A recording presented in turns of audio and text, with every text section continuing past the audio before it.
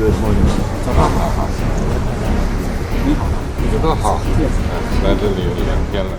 China and the Philippines share a history of complex interactions shaped by geography, trade, and politics. Centuries ago, these two nations engaged in vibrant trade along the South China Sea, with Chinese merchants frequenting Philippine shores.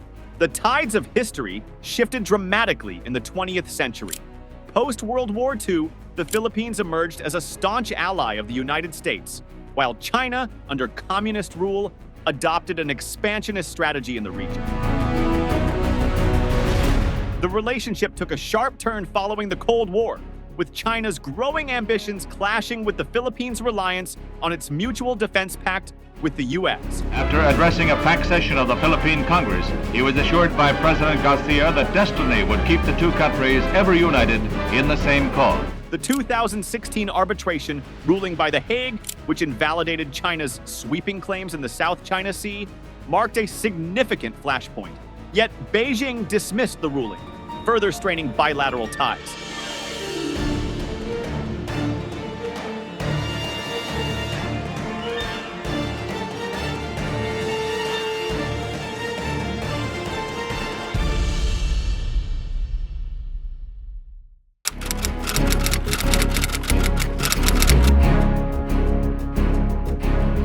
Today, the South China Sea stands as one of the world's most contentious regions, with the Philippines at its heart.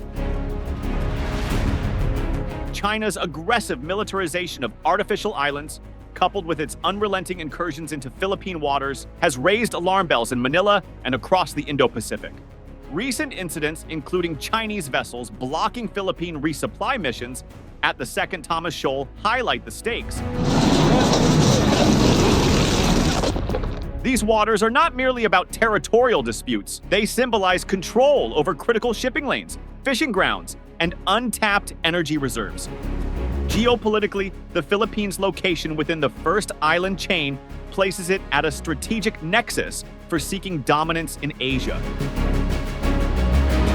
The region is a ticking powder keg, where one misstep could ignite a larger conflict. If Beijing's ambitions escalate into outright aggression, the consequences would ripple far beyond the region, impacting global security and economic stability.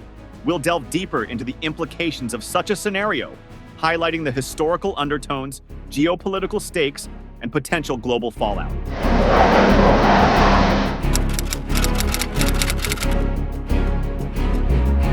In this scenario, China executes precision-targeted military strikes on strategic Philippine locations, focusing on disputed maritime zones such as the Second Thomas Shoal or critical military bases.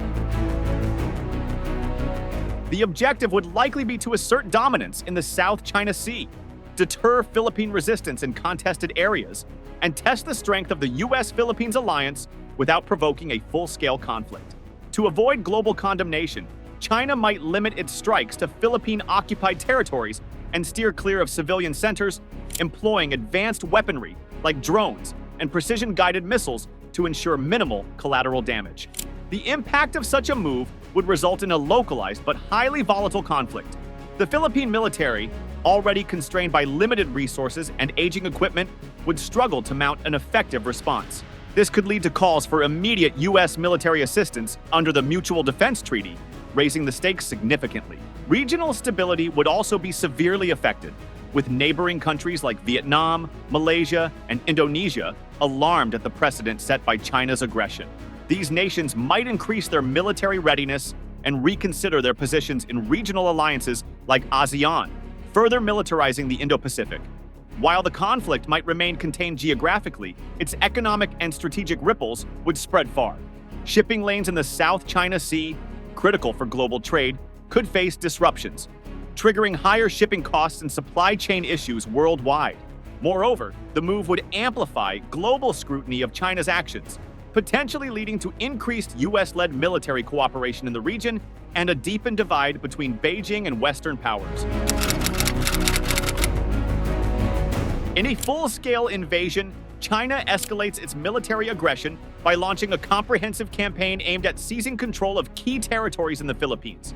This could include maritime features like Pagasa, the two-island or mainland infrastructure crucial to Philippine defense and logistics. Such an invasion would involve a multi-pronged approach, including amphibious assaults, air superiority missions, and cyber attacks to cripple communication networks. The objective would be to establish unchallenged dominance over strategic areas, neutralize Philippine resistance, and deter intervention by external powers such as the United States. The impact of a full-scale invasion would be catastrophic, resulting in a large-scale conflict with severe regional and global repercussions. The Philippines, despite its alliances, would face an overwhelming military challenge due to China's advanced capabilities in naval, air, and missile warfare. Civilian populations in affected areas would suffer from displacement, economic disruption, and humanitarian crises, as infrastructure and supply chains collapse under the weight of conflict. Internationally, such an aggressive move would likely trigger a response from the United States under the Mutual Defense Treaty, leading to a potentially devastating military confrontation between the two superpowers. Other regional players like Japan, Australia, and members of ASEAN might also be drawn into the conflict, either militarily or through economic sanctions against China. Global trade, heavily reliant on South China Sea shipping lanes, would face significant disruptions, exacerbating economic instability and inflation worldwide. The invasion would further isolate China on the international stage, as global powers, including the European Union, impose severe economic and diplomatic sanctions. The long-term consequences could include a more fragmented Indo-Pacific, intensified arms races, and the entrenchment of a Cold War-style geopolitical divide. In this scenario, China employs a hybrid warfare strategy, blending cyber attacks, economic coercion, and targeted military actions to undermine the Philippines without engaging in outright war. Cyber attacks would likely target critical infrastructure, such as power grids, communication networks, and financial systems, crippling essential services and causing widespread chaos. Concurrently, China might impose economic sanctions, restrict trade, or cut off access to resources like oil and gas to pressure the Philippine government into submission. Limited military actions, such as harassment of Philippine vessels or airspace violations, would serve to demonstrate China's military dominance and escalate psychological pressure. The impact of hybrid warfare would be deeply disruptive to Philippine infrastructure and economy. Cyber attacks could paralyze government functions, financial institutions, and emergency services, eroding public confidence and creating political instability. Economic sanctions and trade restrictions would exacerbate the situation, leading to shortages of essential goods, inflation, and declining investor confidence. On the international stage, hybrid warfare presents a complex challenge for allies of the Philippines, such as the United States, Japan, and Australia. While the acts may not constitute open war, the cumulative damage would demand a strategic response. This could include bolstering cyber defenses, deploying economic countermeasures, and enhancing military cooperation in the region to deter further escalation. China's use of hybrid tactics could also deepen divisions within ASEAN, as member states grapple with how to respond to Beijing's coercive actions. Globally, the conflict would spotlight vulnerabilities in cyber and economic infrastructure, prompting nations to reassess their own resilience against hybrid threats. However, such tactics could also backfire on China, drawing international condemnation and unifying global efforts to counter its aggressive policies.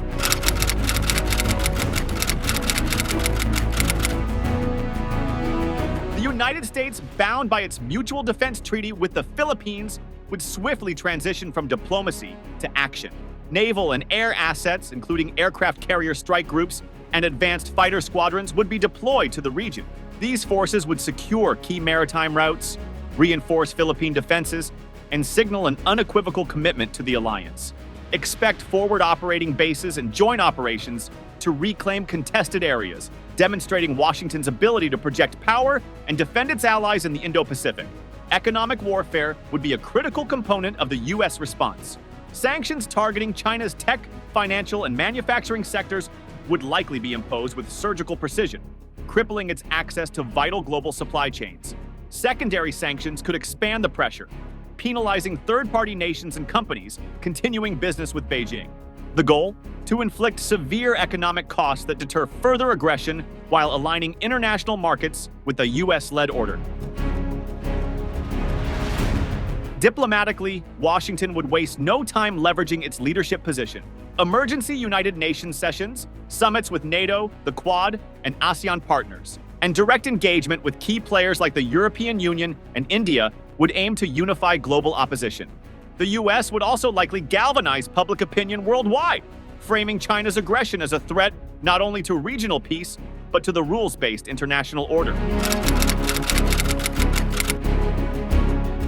In response to a Chinese attack on the Philippines, Taiwan would likely heighten its defensive posture, anticipating potential spillover effects or an emboldened Chinese military. Taiwan, already under threat from China, would strengthen its surveillance, mobilize its armed forces, and conduct military exercises to deter any aggression.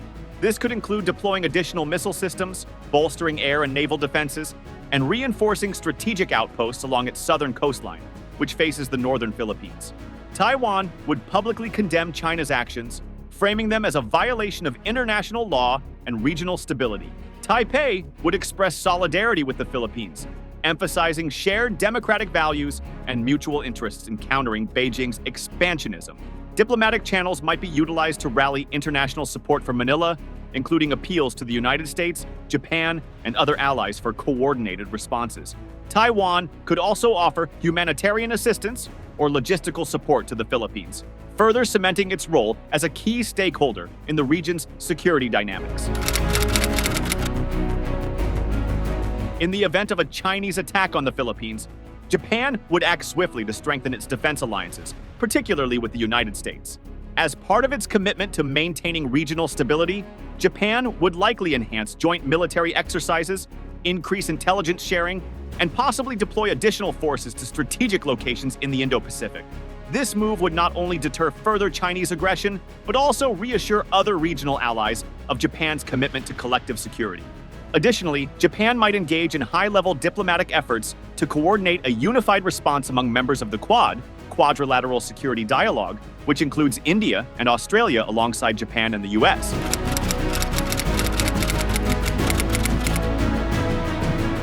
The Philippines could accelerate its defense modernization program by prioritizing the acquisition of advanced weaponry, surveillance systems, and air and naval assets.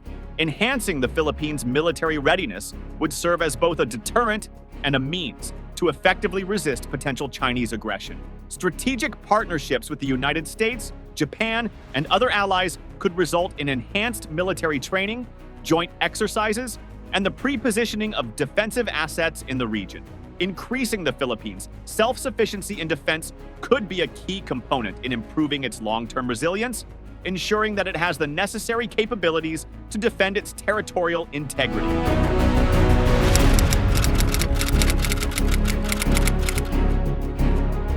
On the diplomatic front, the Philippines has the option to intensify its engagement with regional and global partners, including ASEAN, the United States, Japan, and the European Union, to garner support for its position. The Philippines could push for stronger international condemnation of China's actions at the United Nations and other multilateral forums, seeking a global consensus on punitive measures. A focus on strengthening its ties with like-minded countries and international organizations would help secure political, economic, and military support, making it harder for China to act with impunity. In the face of potential Chinese economic sanctions, the Philippines could look to diversify its trade relationships and reduce dependency on Chinese exports and investments. Strengthening economic ties with other global powers, such as the United States, Japan, and India, would help mitigate the financial pressure from Beijing. The Philippines could also explore alternative sources of energy, technology, and raw materials to reduce vulnerabilities in key sectors. At the same time, the Philippines could benefit from the imposition of international sanctions on China by seeking access to global markets and securing critical trade partnerships. Given the potential for significant civilian displacement and humanitarian crises in the wake of a military conflict, the Philippines would need to focus on protecting its population, ensuring the safety of vulnerable communities, particularly those in conflict-prone areas like the Spratlys, would be a priority. The Philippines could also collaborate with international organizations such as the United Nations to provide humanitarian aid, safeguard refugees, and assist in rebuilding efforts post-conflict. By working alongside regional and global partners, the Philippines could mitigate the human cost of the conflict and ensure the protection of its citizens.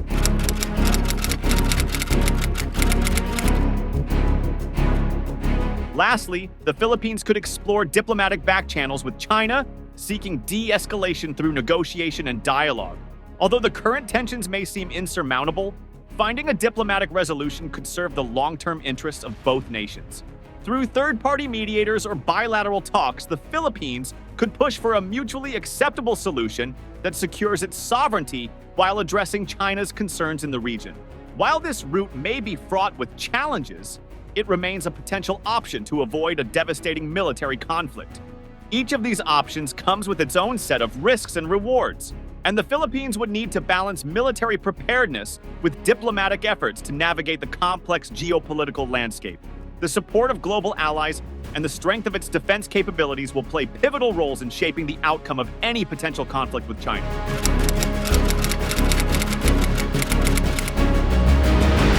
In the event of heightened tensions with the Philippines, China could count on a few key allies who share strategic interests or align with Beijing on geopolitical issues.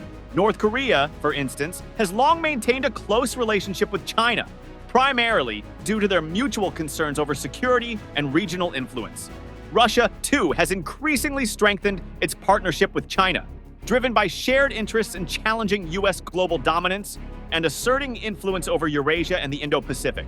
Other nations, particularly those with economic dependencies or strategic ties to China, such as Pakistan and certain Central Asian states, could lend varying degrees of support, whether through diplomatic backing or logistical assistance, depending on the dynamics of the situation. These countries, often united by economic interests or opposition to Western influence, form the core of China's alliance network. The Philippines can expect strong backing from a range of regional and global powers. Within Southeast Asia, ASEAN nations are likely to express solidarity with countries like Vietnam, Malaysia, and Indonesia, particularly invested in countering Chinese aggression due to their own territorial concerns in the South China Sea. Japan and Australia, both crucial U.S. allies, would stand firmly with the Philippines, enhancing military cooperation, conducting joint exercises, and offering diplomatic support. On the global stage, the United States would be the Philippines' primary military and strategic partner, bound by treaty obligations and mutual interests in securing the Indo-Pacific region.